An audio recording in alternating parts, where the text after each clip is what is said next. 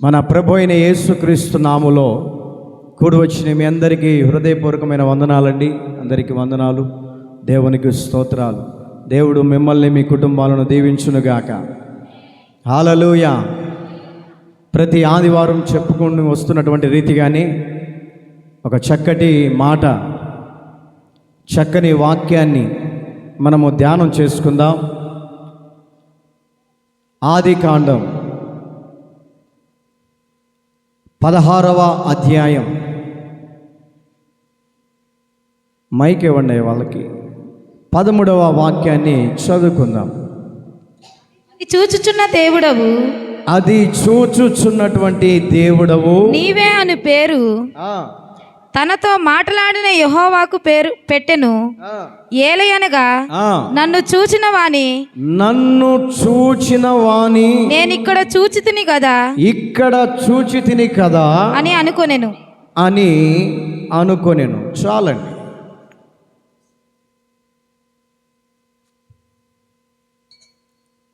క్రీస్తునందు ప్రియ దేవుని బిడ్డలారా, ఎవరి మాటలు చెప్పబడుతూ ఉన్నాయి, ఎవరు ఈ మాటలు పలుకుతూ ఉన్నారు, ఎవరిని ఉద్దేశించి ఈ యొక్క యవనస్తురాలు మాట్లాడుతూ ఉంది, ఎవరిని ఉద్దేశించి మాట్లాడుతూ ఉంది అని మనము బైబిల్లో గమనిస్తూ ఉంటే, తన ఒక్కగానొక కుమారుణ్ణి తన యజమానుడి దగ్గర నుంచి వెలివేయబడి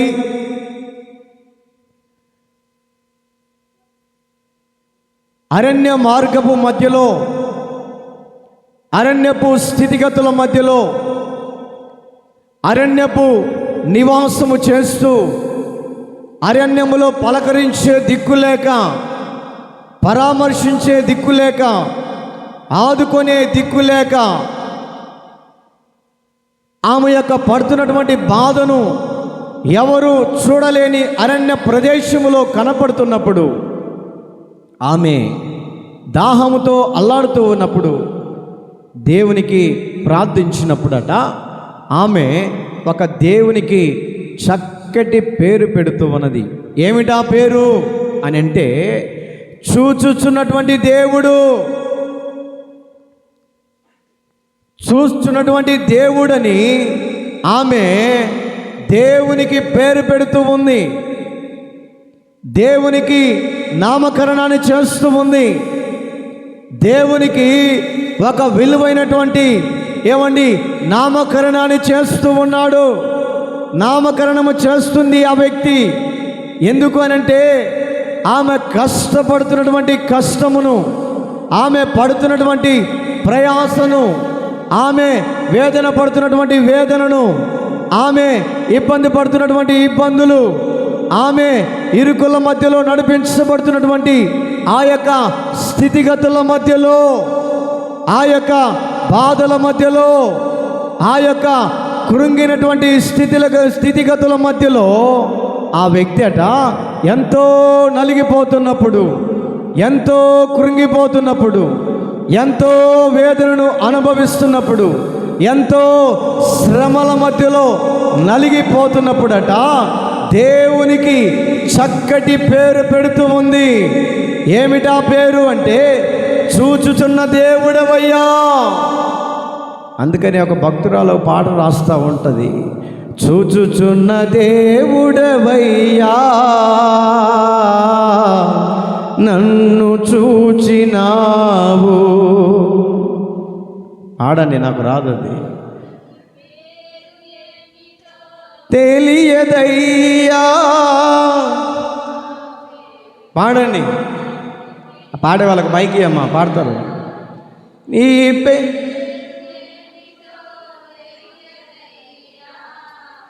నా పేరుతో నన్ను పిలిచావయ్యా,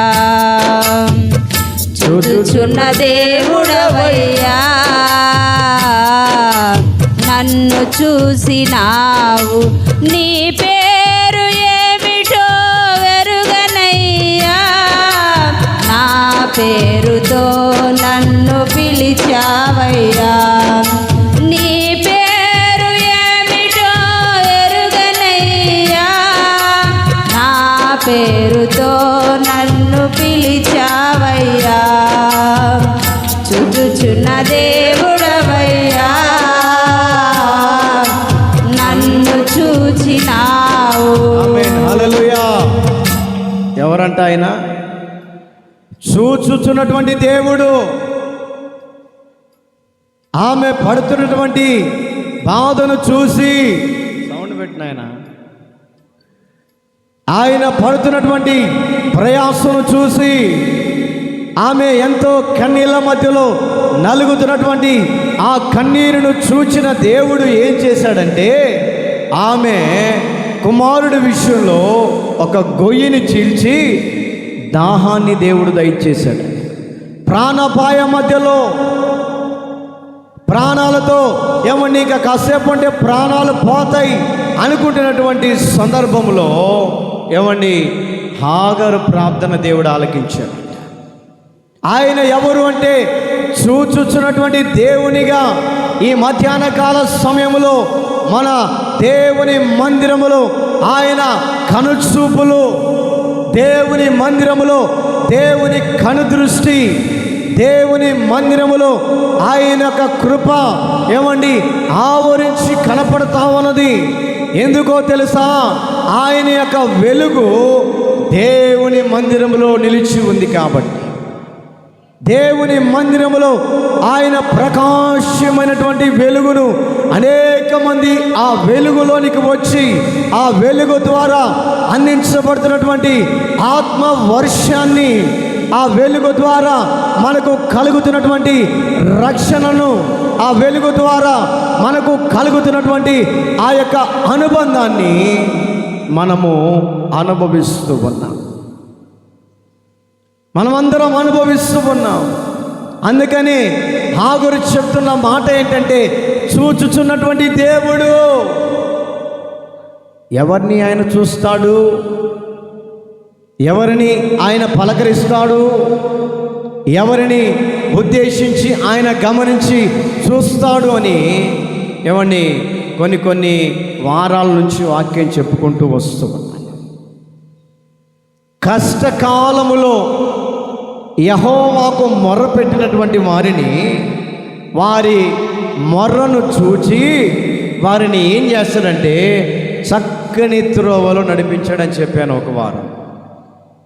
రెండవ వారములో గమనిస్తూ ఉంటే, వారు కష్టకాలములో యెహోవాకు మొర్ర పెట్టగా వారి యొక్క కట్లను దేవుడు తెంపివేశాడు.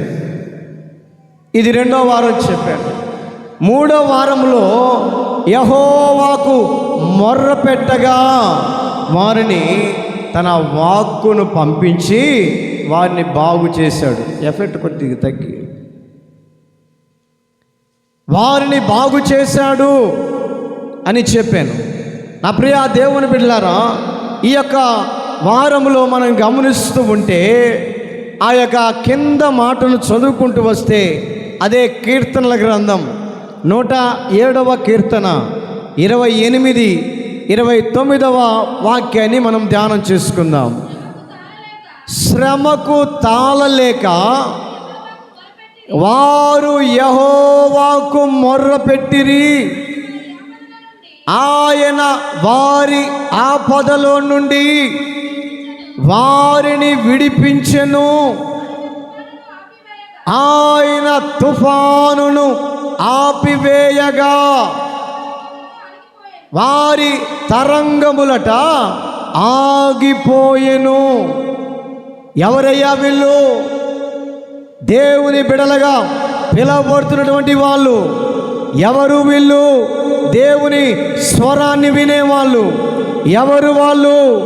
దేవుని ఆలోచన ప్రకారం, దేవుని ఉద్దేశాల ప్రకారం, దేవుని మాటకు లోబడినటువంటి వాళ్ళు, దేవుని మాటకు జబదాటకుండా దేవుని మాటకు విధేయత చూపి సావుకుని మాటే దేవుని మాట అనుకొని, సావుకుని వాక్కే దేవుని వాక్ అనుకొని, సేవకుని యొక్క ఉద్దేశమే దేవుని ఉద్దేశం అనుకొని, సేవకుని యొక్క తలంపులే దేవుని సేవకుని యొక్క తలంపులు అని దేవుని విషయములో ఏమండి వెనకాడకుండా వారు కష్టకాలములట దేవునికి మొరపెట్టారు.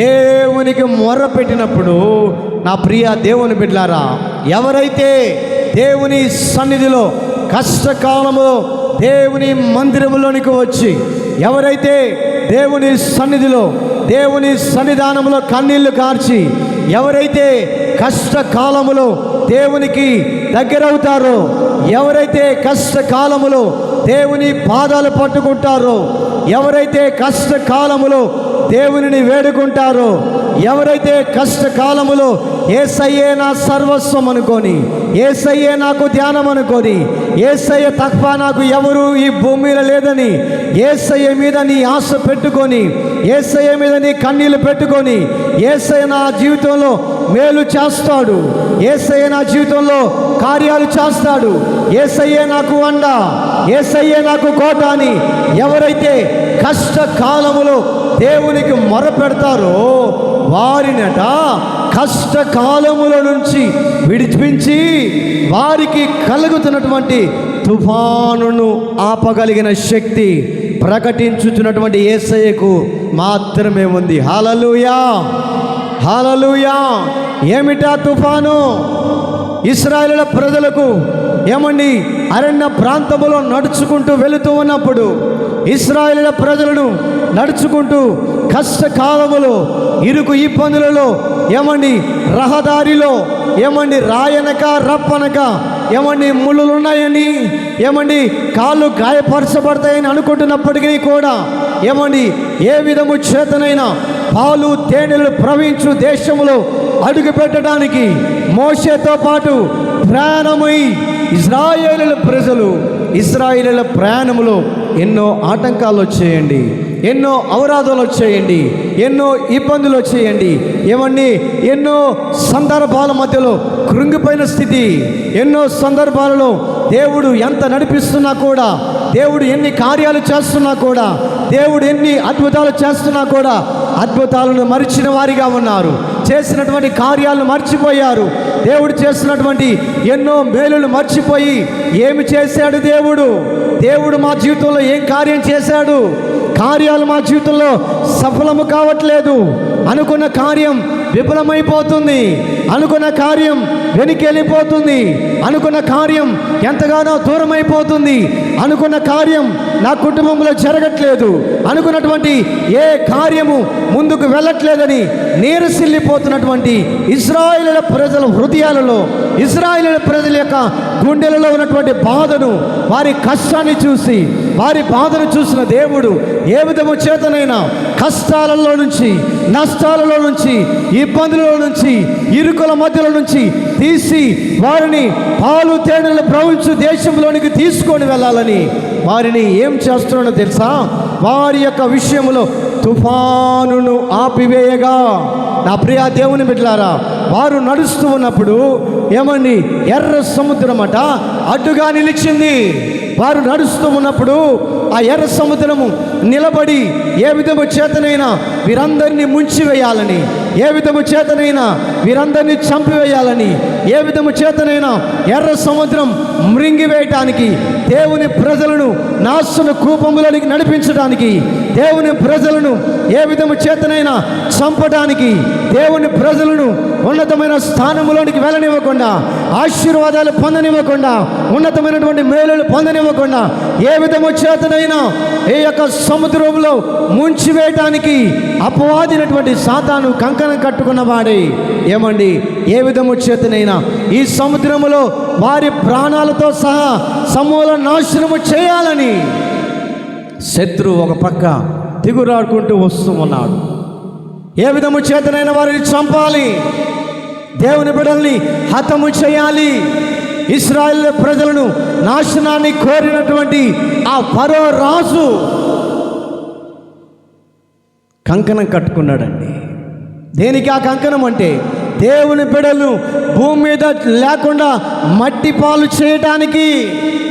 అందుకని ఆ యొక్క వ్యక్తిని మనం గమనిస్తూ ఉంటే, ఆ యవనస్తురాలు గమనించుకుంటే, నీవు చూచుచున్నటువంటి దేవుడవు, నీవు మా కష్టాన్ని చూసే దేవుడవు, మా ప్రార్థనను ఆలకించే దేవుడవు, మా పక్షాన నిలబడి యుద్ధము చేయగలిగిన దేవుడవని దేవునికి మంచి నామకరణాన్ని చేయటకు గల కారణం ఏంటంటే, ఆయన ఎవరు అంటే సర్వశక్తి కలిగిన దేవుడై ఉన్నాడు. ఆయన ఎవరు అంటే అద్భుతాలు చేసే దేవుడిగా ఉన్నాడు. ఆయన ఎవరు అంటే నీ పట్ల నా పట్ల ఏ విధము చేతనైనా కుటుంబ విషయంలో విజయాన్ని చేకూర్చాలని, మన యొక్క దాంపత్య జీవితంలో అద్భుతాలు చేయాలని, మన యొక్క కుటుంబ విషయంలో ఏ విధము చేతనైనా కొండ మీద కట్టబడిన పట్టణం వలె నా ప్రజలను ఉంచాలన్నటువంటి ఆలోచనతోటి యెహోవా దేవునికి ఇశ్రాయేలు ప్రజలట మొర్ర పెట్టారు. వారి మొరను ఆలకించిన దేవుడు ఏం చేస్తున్నాడో తెలుసా? కంగారు పడిపోతా ఉన్నారు, అలసిపోతూ ఉన్నారు. ఇంతవరకు దేవుడు నడిపించాడు కదా, ఇంతవరకు కావలసిన ఆహారాన్ని ఇచ్చాడు కదా, ఇంతవరకు మాకు కావలసినటువంటి ప్రతిదీ అనుకున్న దేవుడు జరిగించాడు కదా, ఇదేమిటి ఎర్ర సముద్రం అడ్డొచ్చింది?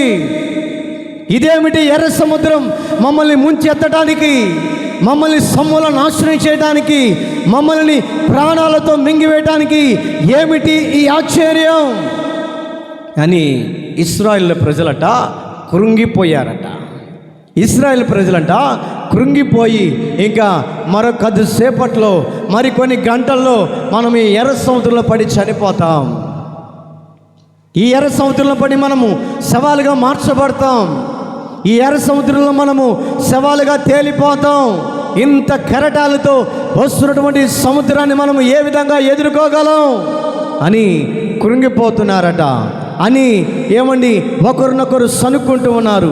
ఈ మోషేకి ఏం పని లేదు, ఈ మోషే తీసుకొచ్చి ఈ యొక్క ఎర్ర సముద్రంలో పడేసి మమ్మల్ని చంపడానికి తీసుకొచ్చారని చెప్పేసి మోషే మీద సనగటం ప్రారంభిస్తున్నారు. మోషే మీద కొనగటం ప్రారంభిస్తున్నారు. మోషే మీద ఏమని ఎంతగానో బాధపడిపోతున్నటువంటి సందర్భంలో మోషే దగ్గరికి వచ్చి విషయం చెప్తా ఉన్నారు. అయ్యా మోషే, ఇప్పటి వరకు మమ్మల్ని అనేక విధాలలో నుంచి మమ్మల్ని దాటింప చేసుకుంటూ వచ్చావు కదా, అనేక పరిస్థితుల మధ్యలో నుంచి నీ ప్రార్థనను బట్టి ప్రతిదీ దాటింప చేసుకుంటూ వచ్చావు కదా, ఇదేమిటి ఎర్ర సముద్రం? మమ్మల్ని చంపడానికి ఇక్కడికి తీసుకొచ్చావా? మమ్మల్ని ముంచివేయడానికి ఇక్కడికి తీసుకొచ్చావా? అక్కడే చనిపోతే బాగుండు ఫరో దగ్గర. శత్రువైనప్పటికీ కూడా 4 పూట్ల భోజనం పెట్టాడు. పెట్టి చాకిరి చేపించుకున్నా కూడా, కడుపు నిండా అన్నం పెట్టుకొని చాకిరి చేపించుకున్నా కూడా కడుపు నిండా మాకు అన్నం పెట్టాడు. ఇదేమిటి మా పరిస్థితి? నువ్వేంటి ఇలా చేస్తున్నావు అని మోషే మీద సనుగు కొనగటం ప్రారంభించాడట. ఎవరు? దేవుని నమ్ముకున్న వాళ్ళే. ఎవరు? దేవునితో నడిచే వాళ్ళే. ఎవరు? దేవుని వెంబడించే వ్యక్తులే. ఎవరు? దేవుని నామాన్ని స్మరించే వ్యక్తులే. ఎవరు? దేవుని నామాన్ని కొన్ని సంవత్సరాల తరబడి నామ స్మరణ చేస్తున్నటువంటి దేవుని ఇశ్రాయేలుల ప్రజలను పడుతున్నటువంటి దేవుని ప్రజలు మోషే మీద సనుగుతూ ఉన్నారట. మోషేకి ఏం అర్థం కావట్లేదు.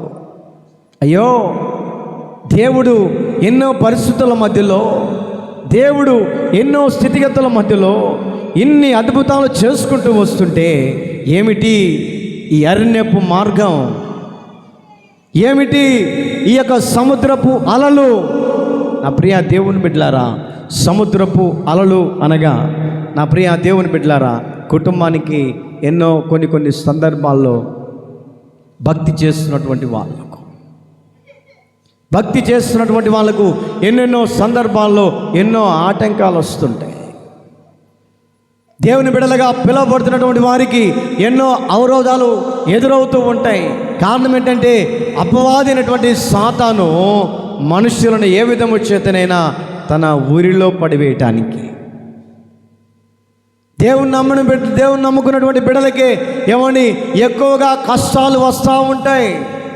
ఎందుకు అలాగా వస్తుంటాయి అంటే కొన్ని సందర్భాల్లో మన భక్తిని దేవుడు పరీక్షించడానికి, మన భక్తిని దేవుడు పరీక్షించి దేవునిలో నిలిచి ఉంటుందా, దేవుని యొక్క భక్తిలో నిలిచి ఉండదా అని కొన్ని సందర్భాలలో మనల్ని ఏం చేస్తారంటే ఇశ్రాయేలులకు పెట్టినటువంటి కష్టాలు దేవుడు మనకు పెడతా ఉంటాడు. ఇశ్రాయేలుకు పెట్టినటువంటి కష్టాలు ఏమని, ఇశ్రాయేలు ప్రజలు ఎవరంటే మన బంధువులే. ఇశ్రాయేలు ప్రజలంటే ఏమని, మన చుట్టాలే. ఇశ్రాయేలు ప్రజలంటే ఎవరో మనం అనుకోకూడదు, మన పితరులు. దేవుని భక్తి చేస్తున్నటువంటి వారిని కొన్ని సందర్భాల్లో ఎగతాళి చేస్తూ ఉంటారు. దేవుని యొక్క వరములు పొందుకున్నటువంటి వారిని ఏమని కొన్ని సందర్భాల్లో ఎగతాళి చేస్తూ ఉంటారు. కష్టాలు. ఇశ్రాయేలు ప్రజలు అనే వాళ్ళు ఎక్కడో లేరండి. ఇశ్రాయేలు ప్రజలు అనబడుతున్నటువంటి ప్రజలు మనమే ఇశ్రాయేలులం. దేవుని చేత ప్రత్యేకించబడిన వారమి, దేవుని పిలుపులో దేవుని మందిరానికి వస్తున్నటువంటి వారమి, దేవుని మాటలకు దేవుని వాక్యానికి లోబడి ఆ దిశగా నడిపించబడేవాడే ఇశ్రాయేలీయులు. దేవుని సేవా కార్యక్రమాల్లో ఎవరైతే పాల్గొంటున్నారో, దేవుని పరిచర్యలో ఎవరైతే ముందుకు వస్తున్నారో వారే దేవుని ఇశ్రాయేలీయుల జనాంగం. వారికి కష్టాలు వచ్చాయంట. మన కుటుంబాల్లో కూడా ఎన్నెన్నో కష్టాలు వస్తూ ఉంటాయి.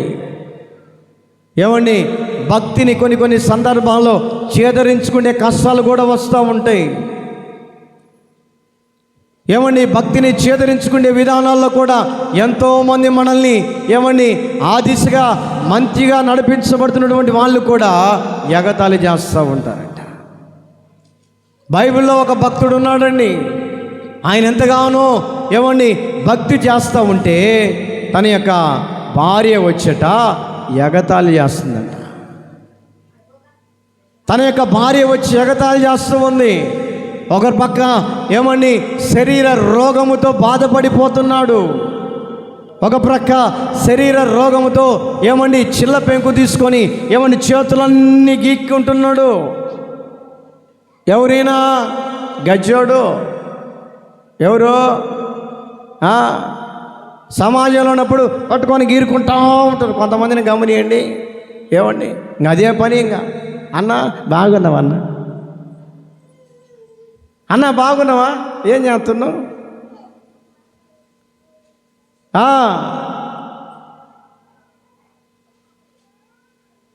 ఈ యొక్క వ్యక్తి దేవుని భక్తిలో ఎదుగుతున్నటువంటి వ్యక్తికి ఏమని కష్టాలు వచ్చాయంట. ఎవరి ద్వారా?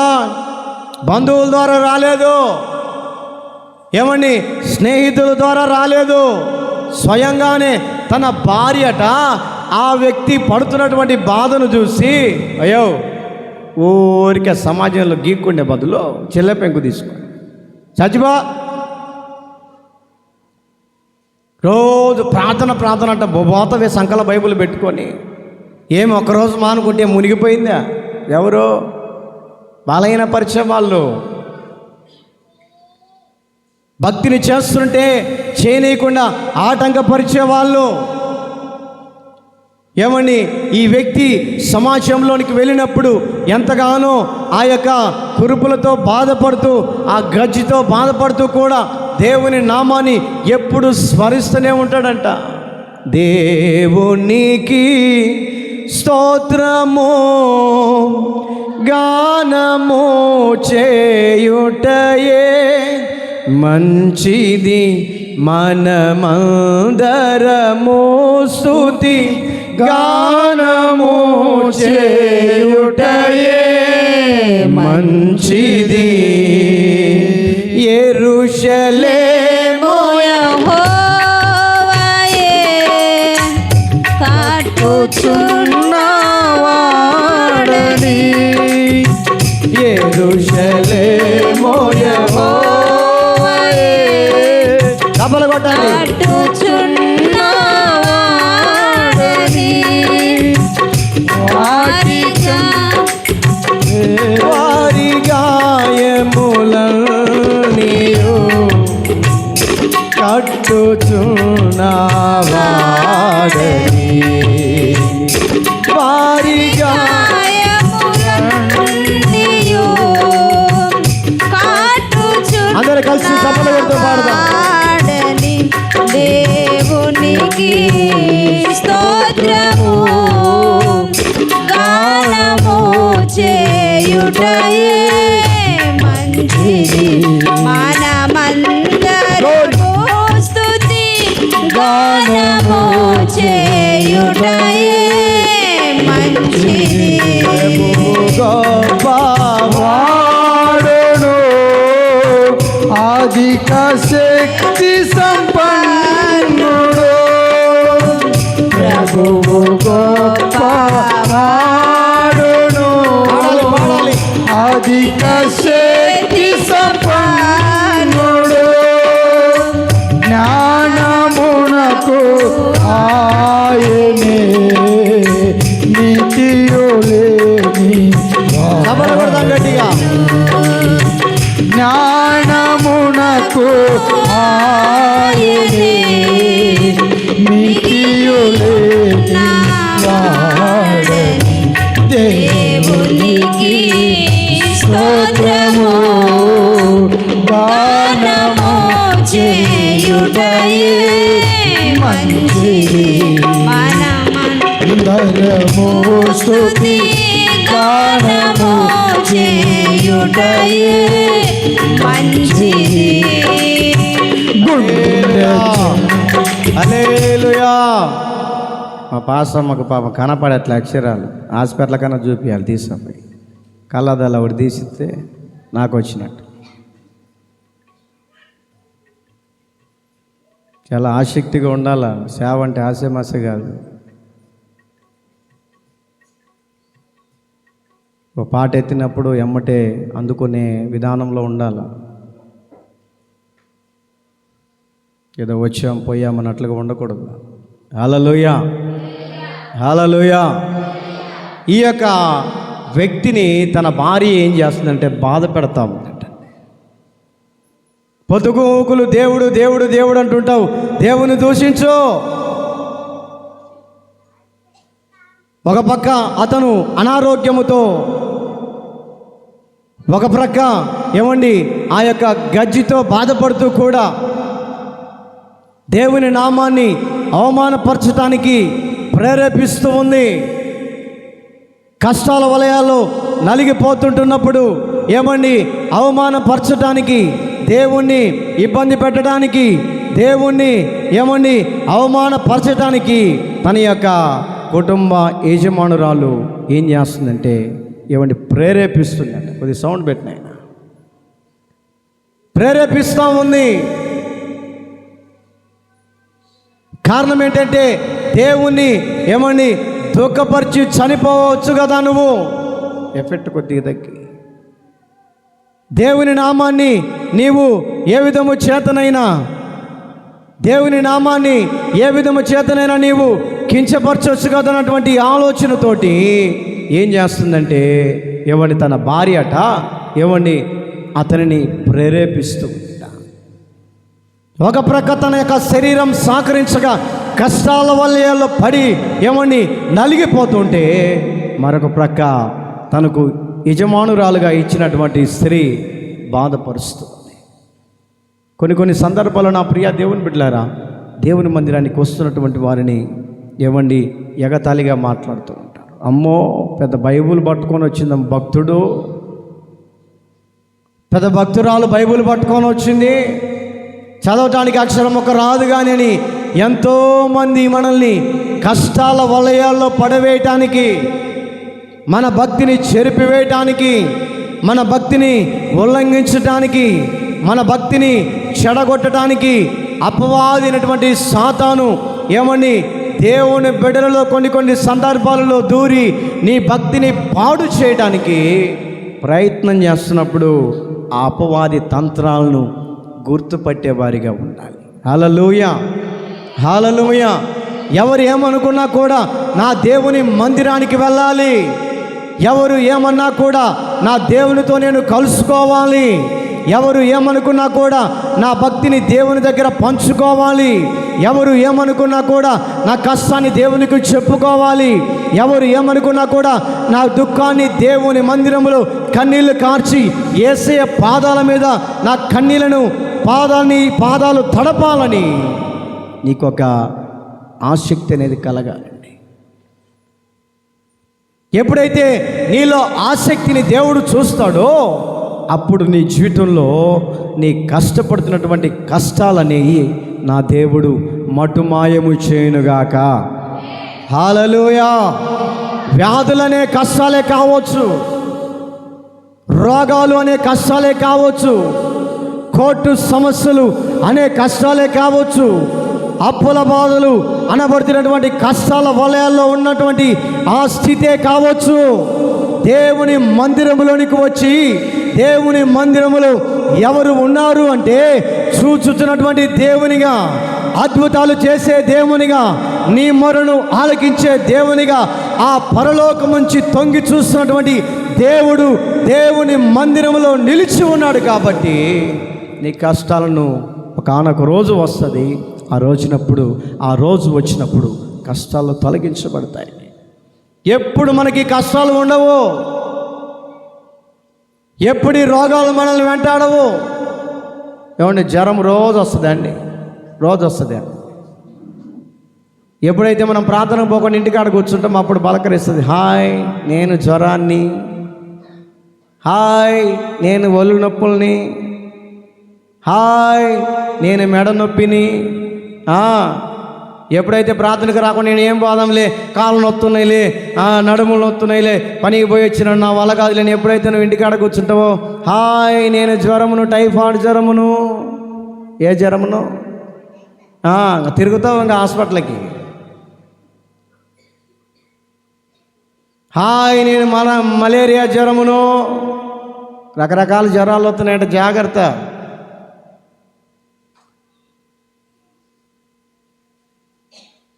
రకరకాల జ్వరాలు వెంటాడుతూ ఉన్నాయి. దేవుని మందిరానికి నువ్వు అశ్రద్ధ చేస్తున్నట్లయితే, దేవుని మందిరానికి నువ్వు వెనక అంజ వేస్తూ ఉన్నట్లయితే, దేవుని మందిరానికి నువ్వు ఏమండి దూరంగా నువ్వు ఉన్నట్లయితే కష్టాల వలయాలు మనల్ని వెంటాడుతూనే ఉంటాయి.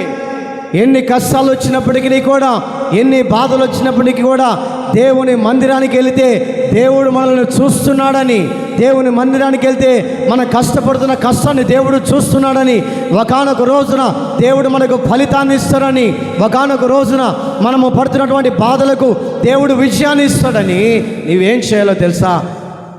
ఆదివారం రాగానే దేవుని మందిరానికి రావాలి. దేవుని మందిరానికి రావాలి. దేవుని మందిరంలోనికి వచ్చి ఏమండి ఒక్క దినము దేవుని మందిరంలో గడిపితేనంట 1000 దినాల కంటే వారమంతా ప్రార్థనకు వస్తున్నామమ్మ మనం. అలా శనివారం పూటేగా 1 గంట, అలా ఆదివారం పూటేగా. ఏంటి సిస్టర్లు ప్రార్థనకు వెళ్ళాలంటే బిజీ షెడ్యూల్ అన్నయ్య. ఏ షెడ్యూల్? చాలా బిజీగా ఉన్నా అన్నయ్య. దేవుడు కూడా నా బిడ్డ నువ్వు బిజీగా ఉన్నావని చెప్పేసి ఏమండి ఏదైనా అనారోగ్యం పెడితే ఎవరి కోసం వస్తావు? అమ్మా నువ్వు చాలా బిజీగా ఉన్నావు, నీవు 2-3 గంటలు హాస్పిటల్లో ఉండాలని చెప్పి తీసుకెళ్ళి హాస్పిటల్లో కూర్చోబెడితే నువ్వేం చేస్తావు? అమ్మా ప్రార్థనకు రమ్మా 1 గంటే కదంటే చాలా బిజీ బ్రదర్, చాలా బిజీ. దేవునికి మించినటువంటి బిజీ నీ హృదయంలో ఉంటే ఏమండి కష్టాల వలయాల్లో మనం పడిపోయే అవకాశాలు కనపడతాయి. దేవునికి మించినటువంటి బిజీలో మనం ఉన్నామనుకో ఏమండి అపవాదైనటువంటి సాతాను మనల్ని వెంటాడుతూనే ఉంటుంది. మనలో ఉన్నటువంటి బలహీనతలను బట్టి, మనలో ఉన్నటువంటి దేవునికి దూరపరుస్తున్నటువంటి ఆ యొక్క చెడు వ్యసనాలను బట్టి, దేవునికి దూరంగా ఉంటున్నటువంటి ఆ పద్ధతులను బట్టి సాతానుగాడు ఆ యొక్క వీక్నెస్ పాయింట్ మీద కూర్చొని ఏ విధము చేతనైనా భక్తిని చెరపటానికి, భక్తి మార్గంలో నడవనివ్వకుండా కష్టాల వలయాలు తీసుకుని వెళ్ళి పడేస్తూ ఉంటుంది. కారణం ఏంటంటే దేవుని మందిరానికి దూరం అవ్వటం వలన. దేవుని మందిరంలో ఏమండి ఎంతో సమృద్ధి ఉన్నది. దేవుని మందిరంలో దేవుని యొక్క కాపుదల ఉన్నది. దేవుని మందిరంలో దేవుని సేవకుడిని కోసం ప్రార్థించే సేవకుడు ఉన్నాడు కాబట్టి ఏ కష్టాలు నేను వెంటాడినప్పటికీ కూడా దేవుని సేవకుని యొక్క కన్నీటి ప్రార్థన వలయాలలో నీ కష్టాలన్నీ కొట్టుకొని పోవునుగాక. హల్లెలూయా, హల్లెలూయా. నీ వ్యాధులన్నీ సేవకుని కన్నీటి యొక్క ఆ యొక్క మడుగులో కొట్టుకొని పోవునుగాక.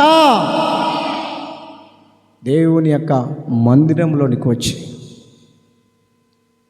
దేవునితో మన యొక్క బాధను చెప్పుకున్నప్పుడు దేవుడు మన కష్టాల నుంచి విడుదల కలగచేస్తాడు. అందుకని ఇశ్రాయేలీయుల ప్రజలట కష్టాల మధ్యలో యెహోవాకు మొర్ర పెట్టగా, కష్టాల మధ్యలో యెహోవాకు మొర్ర పెట్టగా వారి మొరను విని వారి యొక్క బాధల నుంచి విడిపించి ఏమని అక్కడ రాయబడినటువంటి మాటను మనము గమనించుకుంటూ వెళ్తే ఏమని 107వ కీర్తన మరలా చదువమ్మా, 28వ వాక్యం. శ్రమకు తాళలేక యెహోవాకు మొర్రపెట్టిరి, ఆయన వారి ఆపదలో నుంచి వారిని విడిపించెను. ఆయన వారి తుఫానును ఆపివేయగా దాని తరంగములట అణిగిపోతూ ఉన్నాయి. కారణం ఏంటంటే దేవుని మాట ద్వారా ఏమండి ఎదురుగా వస్తున్నటువంటి కష్టాలు ఏమండి మాట ద్వారా అణిచివేయబడతాయి. దేవుని మాట ద్వారా నీకు ఎదురవుతున్నటువంటి రోగాలు మాట ద్వారా అణిచివేయబడతాయి. దేవుని నోటి నుంచి వచ్చుతున్నటువంటి మాట ద్వారా నీకు ఎదురైనటువంటి ఎన్నో శోధనలు, కష్టాలనే శోధనలు, బాధలనే శోధనలు, ఇరుకులు ఇబ్బందులనే శోధనలు నా దేవుడు ఈ మిట్ట మధ్యాహ్న వేళలో అణిచివేయునుగాక, అణిచివేయునుగాక, తొలగించునుగాక, వాటిని నా దేవుడు పారదోలునుగాక. ఇశ్రాయేలు ప్రజలట దేవునికి మొరపెట్టారట. ఎర్ర సముద్రం ఏకరాశిగా నిలబడి ఏమని ఏ విధము చేతనైనా ఇశ్రాయేలు ప్రజలను ముంచివేయటానికి ప్రయత్నం చేస్తున్నటువంటి సందర్భంలో మోషే అట యెహోవాకు మొరపెట్టారట. యెహోవాకు మొరపెట్టాడు. ఏమిటా మొర అంటే, ప్రభువా నా దేవా, ఇంతవరకు ఇశ్రాయేలు ప్రజలకు న్యాయాన్ని చేకూర్చుంటూ వచ్చావు. ఇదిగో ఈ ఎర్ర సముద్రపు ఆ ప్రారంభంలోనే మేము ఉన్నాం. ఎక్కడికి పోవాలో మాకు తెలియట్లేదు. వెనక ఫరో రాజు తన సైన్యముతో నా యొక్క ప్రజలను చంపాలని, హతమార్చాలని, శవాలుగా మార్చడానికి శత్రువైనటువంటి ఆ ఫరో రాజు వస్తున్నాడు. ఏం చేయాలి? ఆ ఎర్ర సముద్రము ఒడ్డున మోషే 2 చేతులెత్తి ప్రార్థన చేస్తున్నాడట. 2 చేతులెత్తి దేవునికి మొర పెడుతున్నారంట. ఎవరైతే దేవుని సన్నిధిలో మొర పెడతారో వారికి ఆయన సమీపంగా ఉండే దేవుడండి. ఆయన దగ్గర అవుతారు. నీవు దేవునికి ఎన్ని స్తోత్రాలు చెల్లిస్తూ ఉన్నా కూడా, ఎన్ని స్తుతులు చెల్లిస్తూ ఉన్నప్పుడు ఏమండి ఆ యొక్క స్తోత్రాలను బట్టి, ఆ స్తుతులను బట్టి సాతాను దూరంగా వెళ్ళిపోయి నీవు చేస్తున్నటువంటి ఆ స్తోత్ర గానాలను బట్టి యేసయ్య నీకు దగ్గర అవుతాడు. హల్లెలూయా, హల్లెలూయా. మోషే చేసిన పని ఏంటంటే మోకరించి ఆ యొక్క ఎర్ర సముద్రము ఒడ్డున నిలబడి మోకరించి చేతులెత్తి, ప్రభువా నా ప్రజల విషయక విధానాన్ని నువ్వు చూస్తూ ఉన్నావు, నా ప్రజలు పాడుతున్నటువంటి బాధను చూస్తూ ఉన్నావు, నా ప్రజలు కారుస్తున్నటువంటి కన్నీరు చూస్తూ ఉన్నారు, నా ప్రజలు పడుతున్నటువంటి బాధలన్నీ నువ్వు గమనిస్తున్నావు. కాబట్టి నా మొరని ఆలకించు, నా ప్రార్థనని ఆలకించు అని ఇశ్రాయేలీయుల పక్షానట మోషే దేవునికి ప్రార్థన చేశాడట. హల్లెలూయా, హల్లెలూయా. ఈరోజు నీ రోగాలు, నీ కష్టాలు ఎందుకు సేవకునికి చెప్పుకుంటున్నావంటే దేవుని సేవకుడిలో దేవుడు నిలిచి ఉన్నాడని నీవు గుర్తించావు కాబట్టి. హల్లెలూయా, హల్లెలూయా.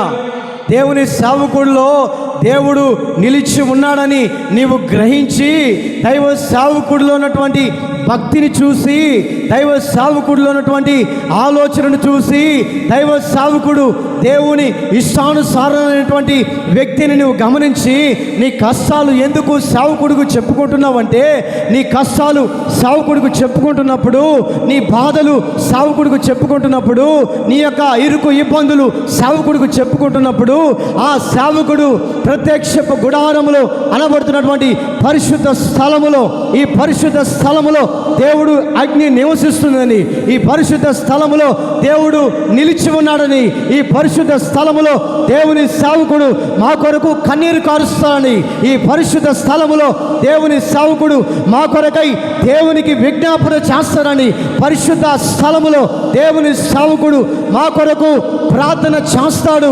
ఆ ప్రార్థనను బట్టి దేవుడు మా కష్టాల నుంచి తప్పిస్తాడని, ఆ ప్రార్థనను బట్టి మా కుటుంబం రక్షించబడుతుందని, ఆ ప్రార్థనను బట్టి మా హృదయాలు కదిలించబడతాయని, ఆ ప్రార్థనను బట్టి మా యొక్క కుటుంబము మార్చబడుతుందని. ఈ రోజున మీ కష్టాలు సేవకుడికి ఎందుకు చెప్పుకుంటున్నారంటే, సేవకుడు ఎవరి పక్షాన నిలబడ్డాడంటే దేవుని పక్షాన నిలబడ్డాడు. దేవుని పక్షాన నిలబడి నీకు కలిగినటువంటి ఆ కష్టాన్ని దేవుని సేవకుడు దేవుని దగ్గర బ్రతిలాడుకుంటాడు. హల్లెలూయా, హల్లెలూయా. అయ్యా, ఇదిగో ఆ కుటుంబము ఫలానా బాధతో బాధపడుతుంది, ఆ కుటుంబాన్ని జ్ఞాపకం చేసుకొని దేవుని సేవకుడు ఎప్పుడైతే నోరు తెరిచి ప్రార్థన చేస్తాడో, ఎప్పుడైతే కన్నీళ్లు కార్చి ప్రార్థన చేస్తాడో, ఆ దేవుని సేవకుని కన్నీరే నీ కుటుంబానికి విజయంగా మార్చబడును గాక. హల్లెలూయా. నీ కుటుంబానికి సంతోషకరంగా మార్చబడును గాక. నీ కుటుంబాన్ని దేవుడు ఆనంద నిలయముగా మార్చునుగాక.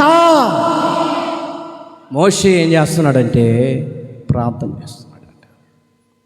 ప్రభువా, ఇశ్రాయేల్ ప్రజలు అల్లాడిపోతున్నారయ్యా, దయతో నన్ను జ్ఞాపకం చేసుకో.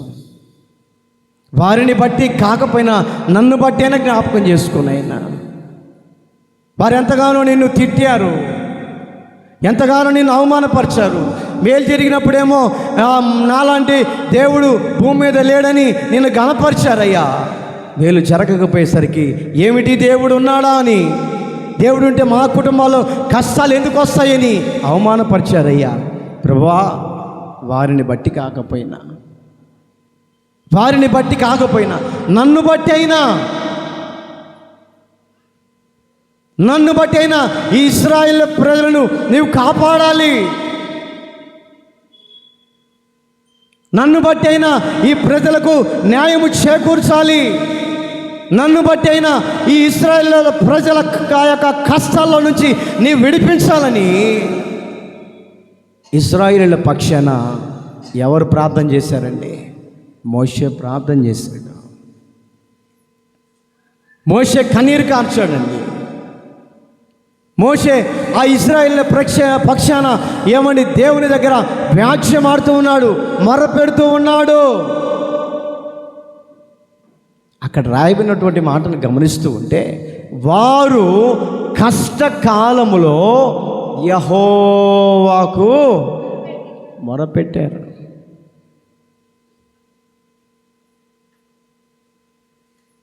యెహోవాకు మొరపెట్టిరి, యెహోవాకు కన్నీళ్లు కార్చిరి, యెహోవాకు దేవుని దగ్గర తన యొక్క మొర్రను, ఆ యొక్క కష్టాన్ని చూసి దేవునికి మనవి చేసుకుంటిరి. వారి కష్టాలను చూసినటువంటి దేవుడు ఏం చేస్తున్నాడో తెలుసా? మోషేతో చెప్తున్నాడు, మోషే ఎందుకు కంగారు పడుతున్నావు? ఎందుకు విభ్రాంతి నొందుతున్నావు? ఎందుకు కలత చెందుతున్నావు? నేనెవరినో తెలుసా? ఉన్నవాడను అనువాడను. చప్పలు కొడదాం గట్టిగా. హల్లెలూయా. నేను ఉన్నటువంటి వాడను అనువాడను. నేను లేననుకుంటున్నావా? నీ పక్షాన యుద్ధము చేసే దేవుడను నేను ఉన్నానా? నీ పక్షాన యుద్ధము చేయడానికి నేను ఉన్నానని నీవు సందేహిస్తున్నావేంటి? నేను లేనా నీకు? ఎప్పుడైతే దేవుడు వినుతట్టి ధైర్యపరిచాడు మోషేను, దేవుడు మోషే విషయంలో ఒక సంకల్పాన్ని కలిగి ఉన్నాడంటండి. దేవుడు చెప్తున్న మాట ఏంటంటే, మోషే నీ దగ్గర ఉన్నటువంటి కర్రను తీసుకొని సముద్రం వైపు చాపని చెప్పాడు. గట్టిగా చప్పట్లు కొట్ట. సచ్చు దెబ్బలు కొట్టమాకండి, గట్టి కొట్ట. అది హల్లెలూయా. రేపల్ల ఏరియాలో పొద్దున్న లేచి 4 లేచి పిడకలు కొడుతుంటారు, టపా టపా అని. 4 అయితే చాలు, నిద్రపోయారు. ఇంకా చర్చి పక్కనే చుట్టూ ఇల్లులు, మందిరం చర్చి పక్కనే. పొద్దున్నే లేచి 4 టపా టపా అని కూడా, తల్లి నిద్ర వస్తుందమ్మా కూటానికి పోయించినట్టే, ఓ పాస్టరయ్యో నేను ఈ పిడకలు కొట్టుకోకపోతే నేను అమ్ముకోలేను, నీళ్ళు కాబెట్టుకోవాలంటే ఏమండి కట్టెలు తెచ్చుకోవాలంటే దూరంగా ఉంటాయని పిడకలు తయారు చేసి నీళ్ళు పెట్టుకునేవాళ్ళు. వంట వండుకోవాలన్నా ఆ పిడకలతో తయారు చేసుకునేవాళ్ళు. పేడ మట్టి కలిపి ఏమన్నా 2 మిక్సింగ్ చేసి పొద్దున్న లేచి తప అని ఇంటికి కొడతా ఉంటారు. అన్నీ అచ్చులే.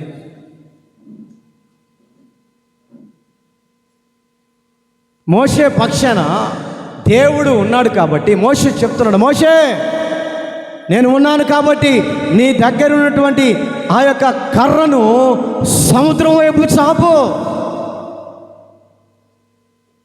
ప్రభా, సముద్రం వైపు చాపితే ఏం జరుగుతుంది? నేను చేసే అద్భుతాన్ని కనులారా చూడు. నీ చేతిలో విశ్వాసం అనబడుతున్నటువంటి కర్ర ఉంది.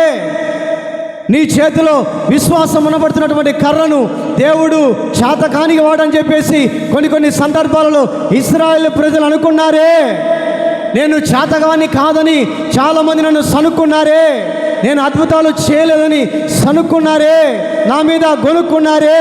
ఆ యొక్క విశ్వాసం అనబడుతున్నటువంటి కర్రని చేతిలో ఉంది కదా, ఆ విశ్వాసమును బట్టి ఆ విశ్వాసం అనబడుతున్నటువంటి కర్రను సముద్రం వైపు చాపు. ఏం జరుగుతుంది ప్రభా? చాపును.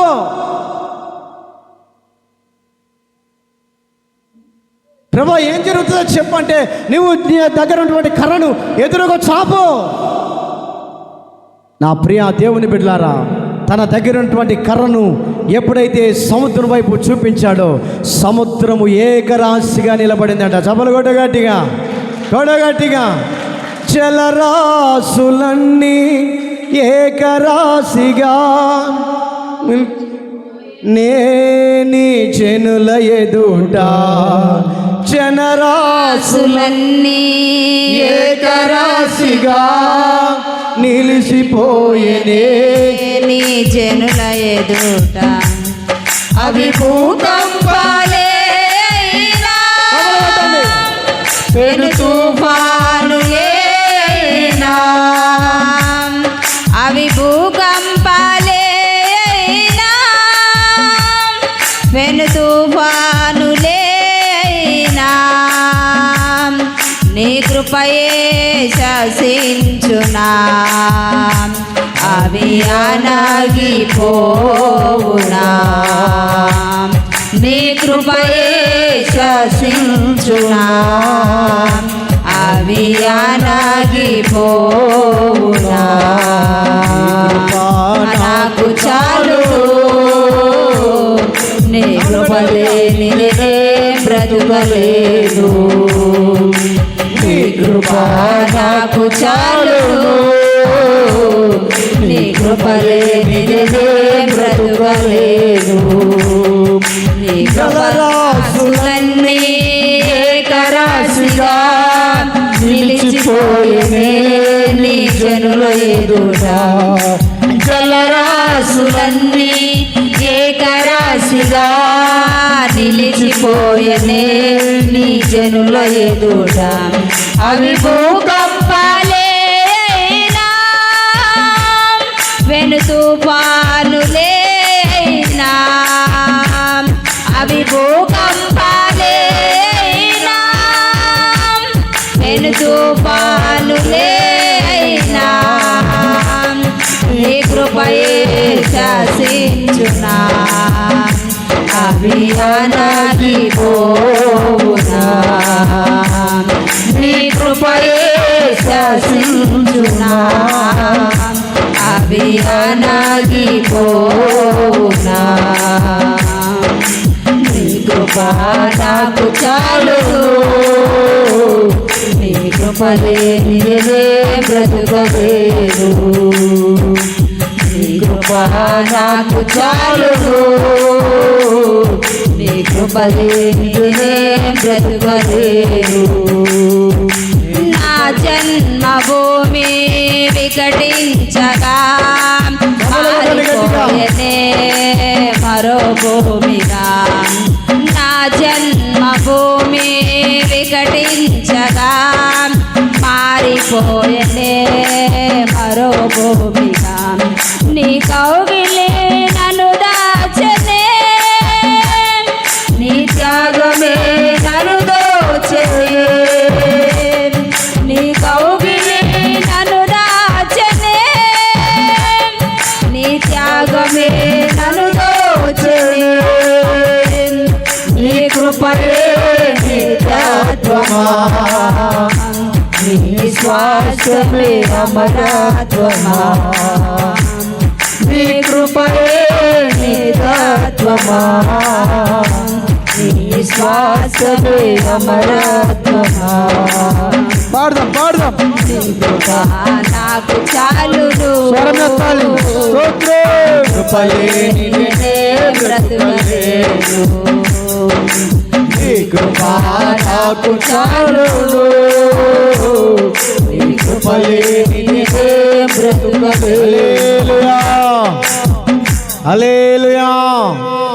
తన కర్రనట సముద్రం వైపు చాపాడట. అప్పటి వరకు ఎగసి పడుతున్నటువంటి కెరటాలు, అప్పటి వరకు ఎగసి పడుతున్నటువంటి ఏమండి ఆ కెరటాలట అణిచివేయబడెను. హల్లెలూయా హల్లెలూయా. అప్పటి వరకు ఎదురవుతున్నటువంటి ఆ కెరటాలు అణిచివేయబడ్డాయి.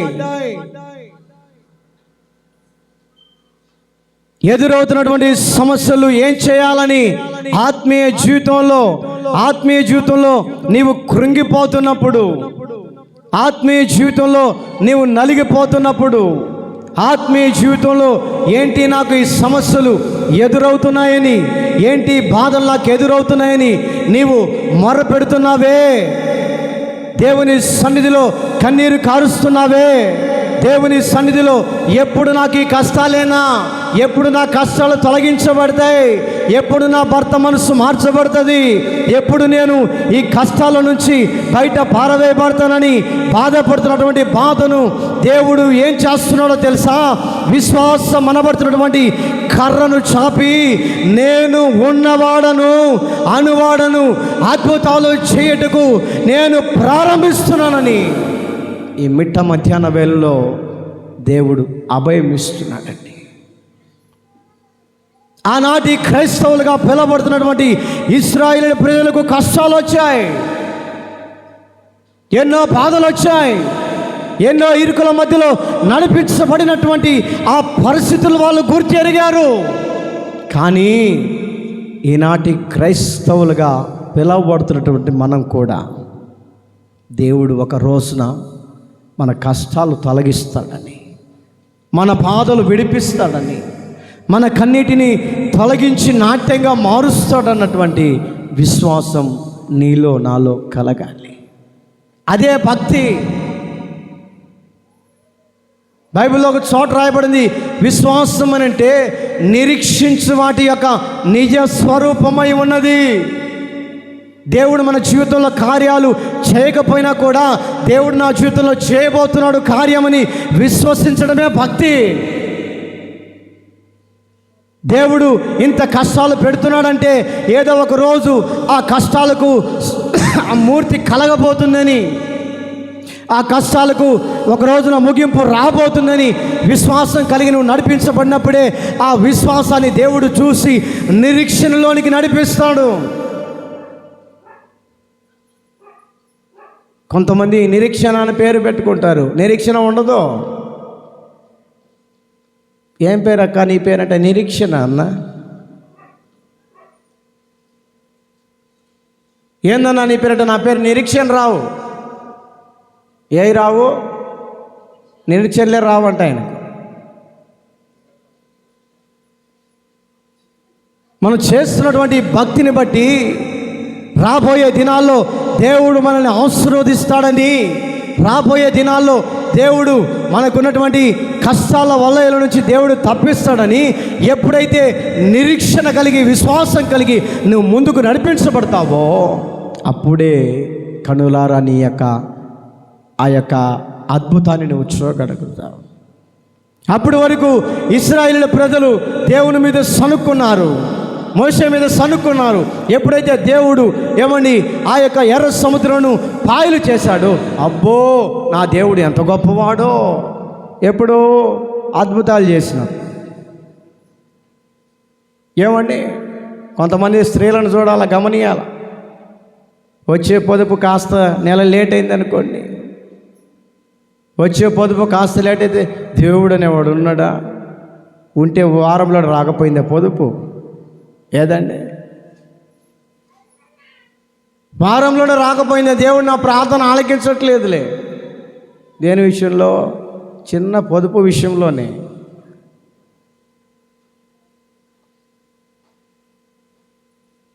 నా ప్రియ దేవుని బిడ్డలారా, మోషే విషయంలో విశ్వాసము అనబడుతున్నటువంటి చేతికర్రను సముద్రం వైపు చాపినప్పుడట ఆ సముద్రము నిమ్మలముగా మార్చబడి ఏకరాశిగా గోడల్లాగా నిలబడ్డాయంట. బైబిల్లో ఉన్న వాక్యమే. ఏకరాశిగా నిలబడి గోడలలాగా నిలబడ్డాయి. ఆ సముద్రపు నీళ్లు దేవుని బిడల్ని తాకలేకపోయాయి. ఆ సముద్రపు నీళ్లు ఇశ్రాయేలు ప్రజలను టచ్ కూడా చేయలేకపోయినాయి. కారణం ఏంటంటే దేవుని మాటలో ఏమండి వాక్కు బయలు వెళ్ళినప్పుడు ఆ నీళ్లు కూడా దేవుని మాటకట లోబడ్డాయట. దేవుని మాటకు లోబడ్డాయి నీరు కూడా. ఏ ప్రాణహానిని ఏమండి పొరపాటుని దేవుని బిడ్డల్ని ప్రాణహానికి కలిగించలేదు. ప్రాణహాని నష్టాన్ని ప్రజలను కలిగించలేదు. కారణం ఏంటంటే ఆ నీరు కూడా దేవుని మాటకు లోబడి దేవుని మాట అడుగుచాడల్లో నడుచుకున్నాయట. దేవుని మార్గపు మధ్యలో నడిపించుకుంటూ వెళ్ళాయి. ఆ నీళ్లు పొరపాటున ఇశ్రాయేలు ప్రజలని ఎవరిని ముంచటానికి ప్రయత్నం చేయలేదు. కారణం ఏంటో తెలుసా? మోషే ఇశ్రాయేలుల పక్షాన ప్రార్థన చేశాడండి. ఇశ్రాయేలుల పక్షాన ప్రార్థన చేశాడు. ఇశ్రాయేలుల పక్షాన, దేవుని ప్రజల పక్షాన, నా ప్రజలు బాగుండాలి, నా ప్రజలు ఆరోగ్యంగా ఉండాలి, నా ప్రజలు ఎంతగానో దేవుని అద్భుతాలు రుచి చూడాలని ఇశ్రాయేలుల పక్షాన మోషేట దేవునికి ప్రార్థన చేశాడట.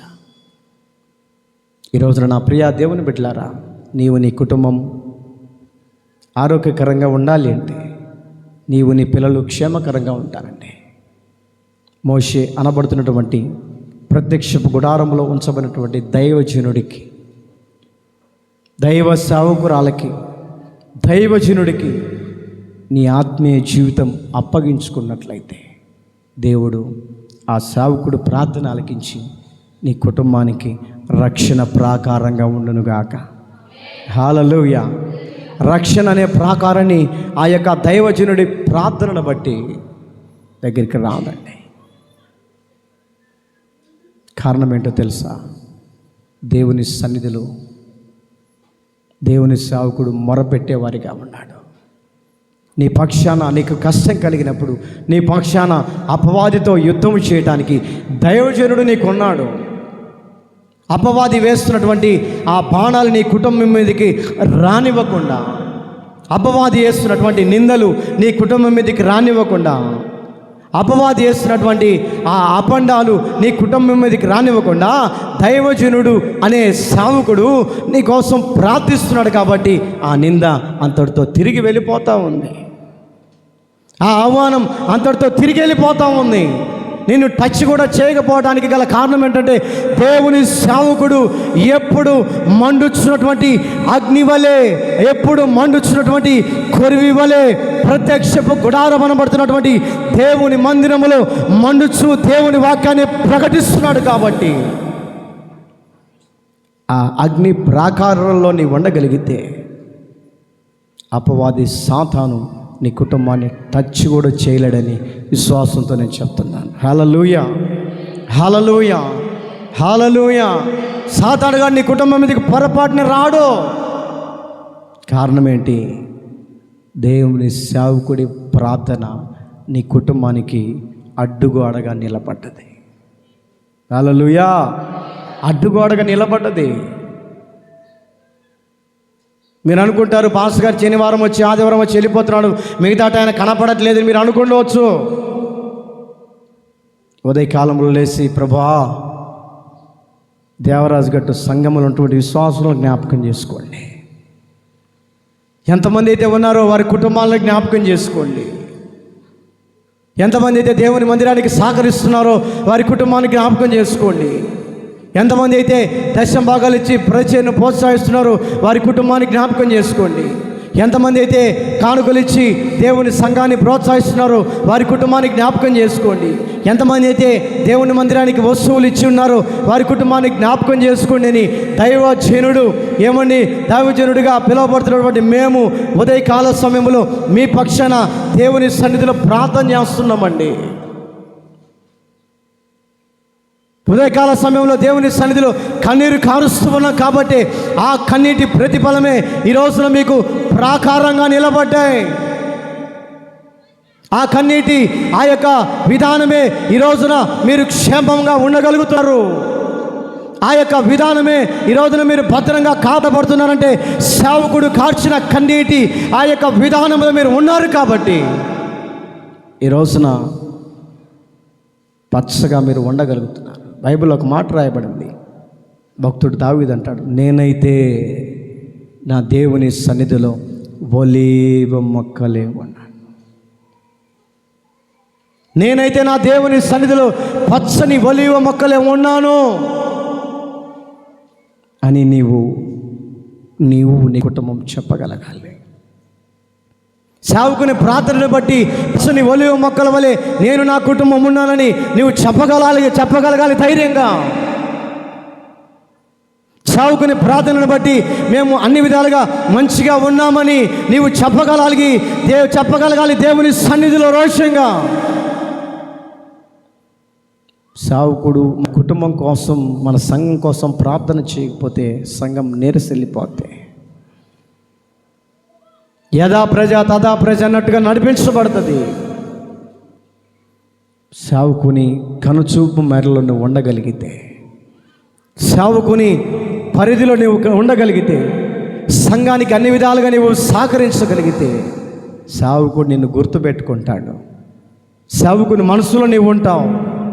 మనసులో ఉన్నటువంటి నీవు దేవుని సేవకుని యొక్క విధానంలో నడిపించబడుతున్న నీవు సేవకుడు నీ కోసం కన్నీరు కార్చి నీకు కలుగుతున్నటువంటి ఆపదను రానివ్వకుండా, నీకు కలుగుతున్నటువంటి కష్టాలు రానివ్వకుండా, నీవు పడుతున్నటువంటి బాధ రానివ్వకుండా ప్రార్థన అనే ప్రాకారం నీ కుటుంబానికి దేవుడు ఉంచునుగాక.